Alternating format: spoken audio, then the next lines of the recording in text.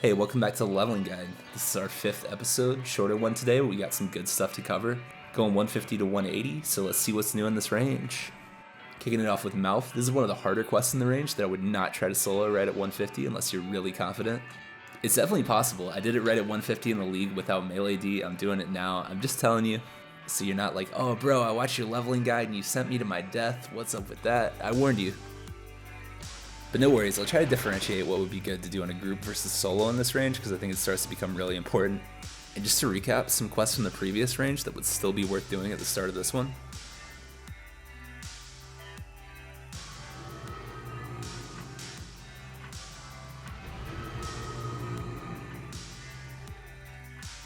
Alright, and what did I tell you? Can be done. Virindi Rescue, this is another can be done, and I did it in the league, but I would really encourage you to find a group for this too.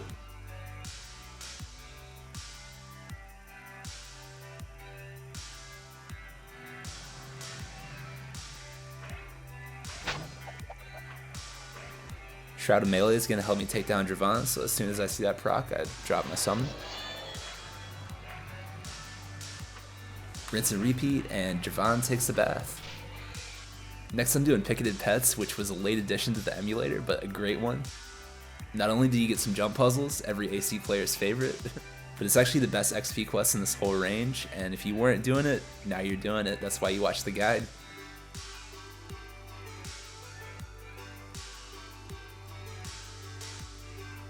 Wiki makes this one seem a little daunting. You really just do 1 KT, you tranquilize 3 animals and put them in their cage, and only thing to really watch out for is acid vulns, which if you've done Ultimate Chasm, you should be good for.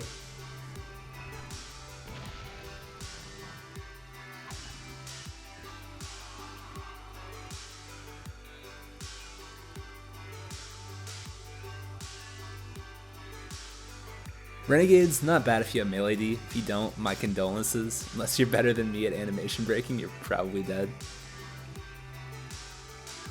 That's because one of the Hollow Illusions can crit you for about 240, so just having 2 of them in your vicinity, it's like, you can just sort of insta-die to no real fault of your own, and that did happen during one attempt of this. Yeah, just one not perfect animation break, that was the other thing that almost killed me in Balor's Rescue. Same thing, Hollow Illusions. But yeah, if you've ever done Renegades without melee D, you'll understand how insane and like almost RNG it is, that first room. Maybe #1 melee death trap in the game, just 2 crits and you're cooked. Nexus Crawl is going to be tricky to solo at this level if you want to go fast. I happened to catch the respawn of a group, which was really convenient. But yeah, I did all these on my lead character who's like more gimped right at 150 without melee D. They can be done. Now, I'll never slow down to clear things either, that's just not how I play, but if you do, you sometimes have a better chance depending on the quest. And when I get a moment, I begrudgingly do the second aetheria quest. I'm just always lazy to get these done, but they are helpful. Alright, we've knocked out some hard quests already. One that's pretty much free is this Ring of Remembrance at the Gardens of Menelesh. This quest is called Disturbing the Ley Lines or something. It's just Lord R. And right now he's too much of a goober for me to want to kill him solo, but if you see someone doing it, this is a great one to hop in, grab your reward. Next I'm going for Amelia's Toys, and if you needed some more coins toward the recall, this would be probably the easiest way to get them. The way this works is pretty simple, so she's going to take off running. Periodically she's going to bend down, create this little dirt pile, which is a toy that you need to pick up, and just pick those up. At the end, give them back to her.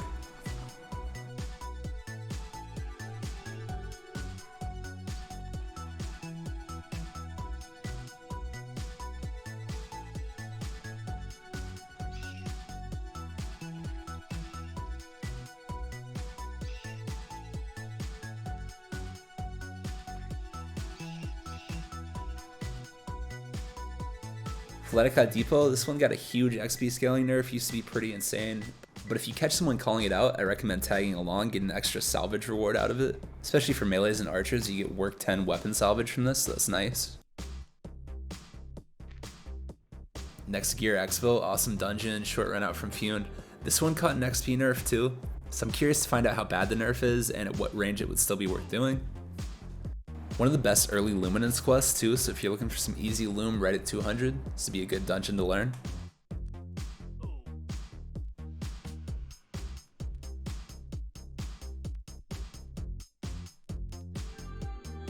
I'm going to jump over the trigger for these Gear Knights. They'll still spawn, but as long as you're far away enough, they'll leave you alone.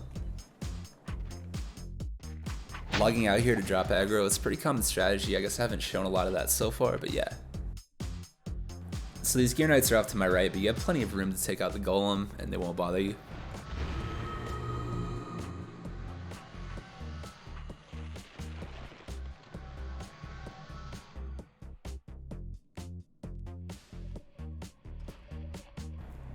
Alright, moment of truth. 117 mil, man, that's like worse than Town of the House. So I'd recommend this about 160, 170 plus for better XP scaling, or if you just want an extra daily, it's still pretty worth it. Quickly and without spoiling it, there's a piece of custom content on Levistras that if you talk to Xorva, the Gear Knight in Town Network, you have a chance for a pretty unique random encounter next time you're out in the open world. It's repeatable every 20 hours, and I think it's 50% of your level, so that's pretty damn good. Okay, it's a pretty elaborate big XP leveling scheme here. This was suggested by ASD on Levistras. The idea is you stock up a few decanters of essence ahead of time, and then if you tie the surface of Empyrean Workshop and also get Zara by doing portal summoning gems, and maybe have a Weijo tie for the turn-in, it's going to be pretty quick and overall worth doing. So yeah, I approve. If you do the entire Shadowstone questline, you're going to be making over 500 million XP a day. It's pretty involved, and if you'd rather keep your ties, I don't blame you, but if I wanted to level as fast as possible, yeah, I'd be doing this.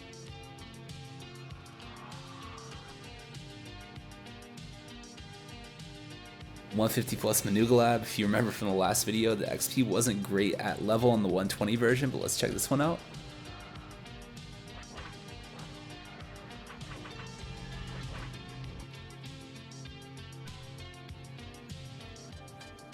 — 160, okay, that's not bad. 160 plus, I'm going to give soulbound weapons. I'm going to grab the bow for now, which since I've trained missile is pretty insane. All you need is 360 buff skill for it, not base, and it performs like super well as an all-purpose AR.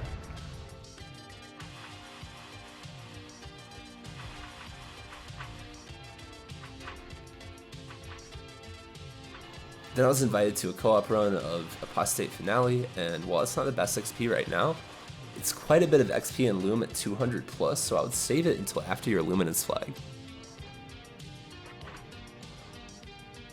I'm helping, I promise. No, actually I am. I'm landing some key vulns and debuffs here.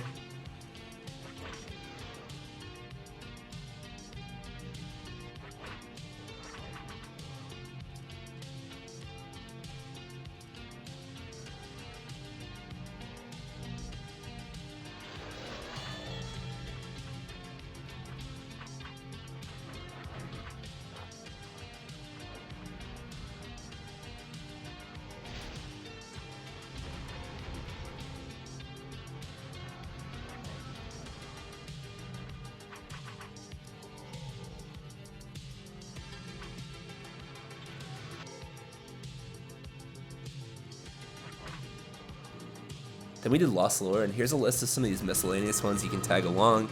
Some of them have Loom turn-ins to save, some don't.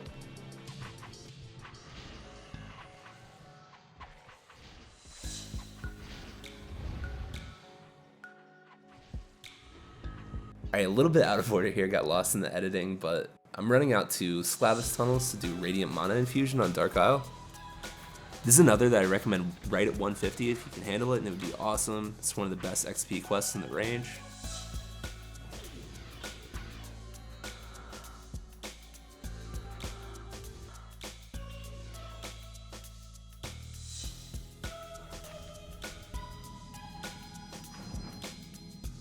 That's pretty much it for 150 to 180. I wrap it up with some huge group questing. And once again, a recap of what I think are the best XP quests in this level range.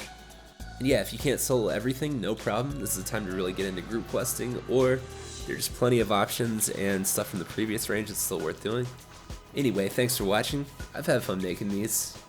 Next episode's going to be 180 to 200, so I hope to catch you guys there. Drop a like and subscribe if you haven't already, and most importantly, have an awesome rest of your day.